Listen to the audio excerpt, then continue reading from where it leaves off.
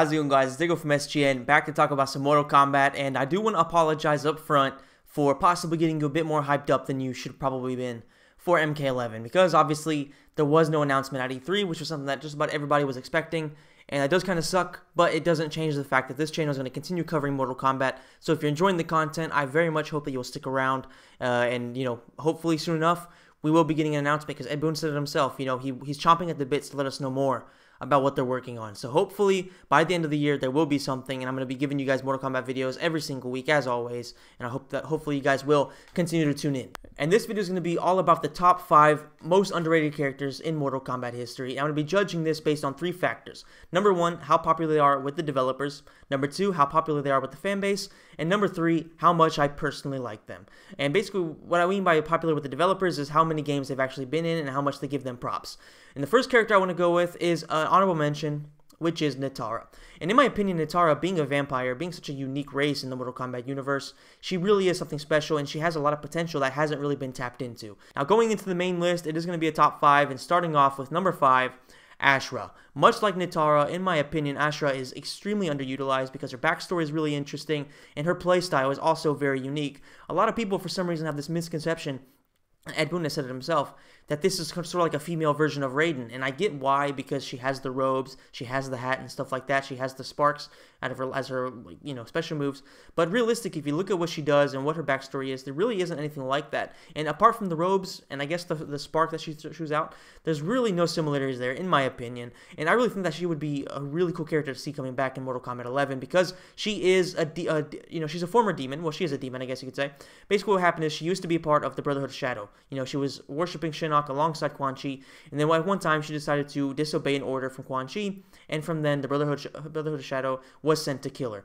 And basically, she has her sword, the Chris, which cleanses demon souls, and her main goal was to kill Noob Saibot, because she figured that Noob Saibot was one of the most powerful demons in all of the Mortal Kombat universe, of course.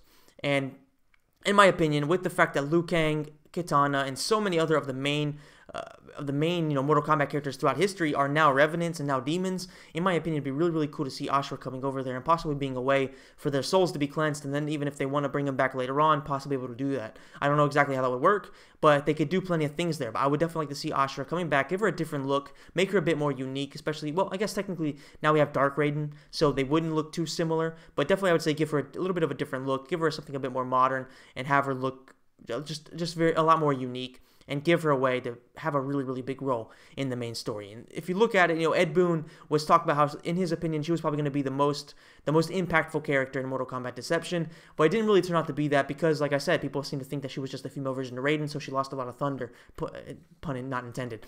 But it is what it is. In my opinion, she has a lot of potential, but under the fan base, I think that there are a lot of people that like her, a lot of people that also don't like her, so I think that she does fit in this list. Next up, number 4, we have Reiko, and in my opinion, Reiko is a very cool character. He might have a lot of similar moves to Shao Kahn, but that's because he's his general, and he actually stole his helmet. So, in my opinion, if you can bring back Reiko, because now Shao Kahn's pretty much only going to be possibly a pre-order character unless he gets resurrected once again in the Mortal Kombat universe, which I'm not like 100% opposed to, but I would rather, I'd like to see him dead. You know what I mean? I like what's done is to be done. You know what I'm saying? Move forward, not be constantly moving backward, and just constantly bringing people in. I'm not opposed to bringing him back as maybe like a revenant in the Netherworld, and not in the Netherrealm, but or maybe have something to do with Ermac's soul, give them a reason to have him on the roster or something like that. But as a storyline point of view, just leave him dead. And in my opinion, having Reiko there, who also, if I'm not mistaken, died in the comic, in the MKX comic, I think it'd be really cool. Of course, it's very unlikely for him to be there, but this is just an underrated list. Anyway, and in my opinion, Reiko, of course, he has a lot of similar moves to Shao Kahn, but overall, being Shao Kahn's general, being so powerful, having worked alongside Shao Kahn for a long time, he's going to be a tactical mastermind. He knows exactly what it takes to go and invade other realms. He doesn't have the power of Shao Kahn, but if he aligned himself with somebody who does have that power, I think that he could really have an awesome story moving forward. It's just I think he's dead, so I don't know how relevant he's going to be in the main story, but I think that based on the fact that he's only been in what was he, in Mortal Kombat 4 and Mortal Kombat Armageddon, so that's only 2 games, and that's a really, really poor record. I think that there are very few characters that have been in so few games. It does show that he doesn't have a lot of popularity with the developers. I think from the fan base, there's a majority of people that don't like him, but some that do. And in my opinion, like I said, I think he's a cool character. I would like to see him come back, but it is what it is, which means, in my opinion, he does fit on this list. Number 3, we have Serena, and she's here 100% based on the fact that the developers have never really given her the love that they should. You know, she was in Mortal Kombat Mythologies. She had a pretty interesting role, being one of Quan Chi's assassins, and then actually aligning herself with Sub-Zero, helping him out and stuff like that. And in my opinion, that was a really, really interesting backstory, not just for her, but also giving Sub-Zero a bit more development with his plot line. You know, giving him a love interest, something that we haven't really seen from him. He's always been sort of like this lone wolf or the Grand Master of the Lin Kuei, but no really, apart from Frost, no real female connections, no real like actual depth in terms of his personality from a just a humane, being a man point of view in terms of having a relationship with somebody of the female persuasion. He could be gay, that's fine, but I'm just saying, like, give him a love interest, because they already had it with Mortal Kombat Mythologies. And obviously Mythologies wasn't developed by Midway. It was a separate thing. It wasn't like 100% the main storyline. It was sort of just retracing some of the steps and stuff like that. But overall, I think that Serena, she has the look as well. You know, she was thankfully brought into MKX, having a little cameo in the storyline, but I want to see her be a bit more of an important character. And she is without a doubt one of the most underrated, because the fans love her. There's no doubt about that. All the fans that I see online or stuff like that are always talking about how they want Serena. They want to see Serena finally get her chance. But for some reason, the developers, except for MKX, have never really given her that opportunity. And I hope that will change. Maybe she will be taken off this list eventually if she does get some more respect. But for now, I think that she is definitely one of the most underrated characters in Mortal Kombat history. Leading in to number 2, who is another character that, in my opinion, is extremely badass. And I think that just about every single fan out there agrees with this. And it is Kentaro. You know, Kentaro, alongside Goro, are without a doubt the 2 most popular Shokan. You know, like, Shiva is cool and all, but realistically, she never had that impact. It's probably because she was a playable character so early on, so she didn't really have that she didn't really seem like she was as powerful as Goro or as Kentaro, especially because realistically, she wasn't a tier 1 character or tier 2 probably in MK3, and definitely in Mortal Kombat 9, she definitely wasn't one of the best characters. I would say she's probably the worst character in the entire game. So they've never really given her the respect in terms of actually making her a good character to use. She's always just been brute force, but slow and not really all that tactical to use and things like that. So she's never been very respected either by the developers nor by the actual fan base itself.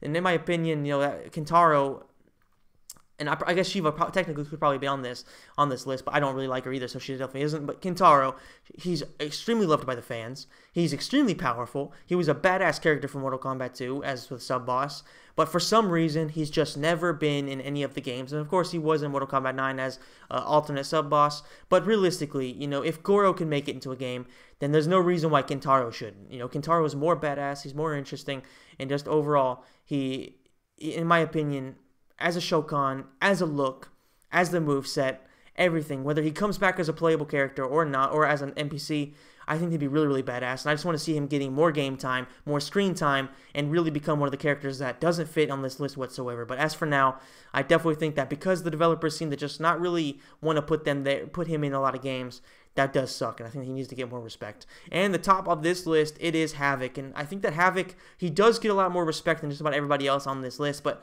I think that I have to put him number 1 just because personally I think that he's extremely underrated, because he is so cool. Like, if you look at his design, all right, he can do just about anything with his body because he's from the Chaos Realm, and everything is just so weird. You know what I mean? He can break his neck, break it back again, break it in all single directions, and he can break every single limb in his body. Every bone of his body can be smashed in whatever direction you want it to be smashed in, and he still won't die. I guess it's kind of weird for harakiris or for fatalities, but you get the point. He can break his bones in so many different ways and still be there. His backstory is extremely cool.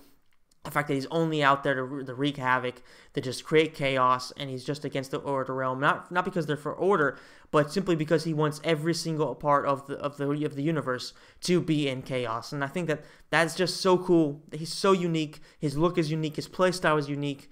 I just wish that they would give him more game time. He's only been, if I'm not mistaken, in Mortal Kombat Deception and in Mortal Kombat, or maybe in Deadly Alliance as well. Hold on, I'm having a little bit. I think it was probably in Deadly Alliance, maybe too. But regardless, he was only in like 2 or 3 games. And he also was killed off in the comic. You know what I mean? I think it'd be extremely cool for him to come back and have a big role in the next game. Of course, I don't think that's probably going to happen because of the fact that I think he was killed in the comic. But, so much potential has been lost there. Same theme with all these characters on here. They just haven't had the presence in the amount of games they should have. And, of course, most of these were introduced later. But at the same time, it doesn't mean that they shouldn't be getting game time in like MK9, MKX, and stuff like that. Even have them as DLC. That'd be acceptable too.